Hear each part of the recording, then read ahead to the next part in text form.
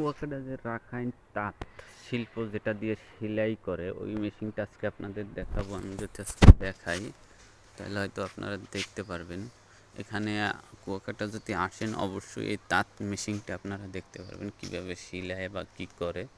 এই যে দেখুন, এই যে যদি একটু ভালো করে দেখাই, কুয়াকাটা যদি কেউ আসেন অবশ্যই এই মির্চিপেরা অবশ্যই আসবেন। তাহলে কিন্তু এই তাঁত শিল্প কীভাবে সেলাই করে বা কী করে এগুলো কিন্তু আপনার সবই আসলে দেখতে পারবেন। এই যে তারা হাতে সেলাই করে যেভাবে এইগুলা, এই একটা মেশিন আছে দেখেন, এই যে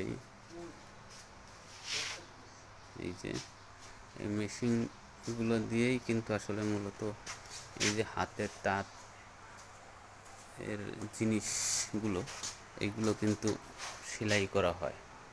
মূলত আপনার ড্রেস, তারপরে যে এই শীতের চাদর, লুঙ্গি, অনেক কিছু কিন্তু এখানে সেলাই করা হয় বা এই মার্কেটে কিন্তু এগুলো আবার আপনারা পেয়ে যাবেন। এখানে কিন্তু একটা স্যাম্পল হিসেবে মেশিন রাখা হয়েছে। মূলত তাদের যে ভাষায় আছে বা কারখানা আছে এগুলো কিন্তু আরও বেশি করে সেলাই করে, এই সুতোগুলো দিয়ে সেলাই করা হয়। এই দেখছেন সুতোটা ওইটার ভিতরে নেই, ওইটার মাধ্যমে মূলত সেলাই করা হয়। এই যে আপনারা আসলে অবশ্যই এখানে আসবেন,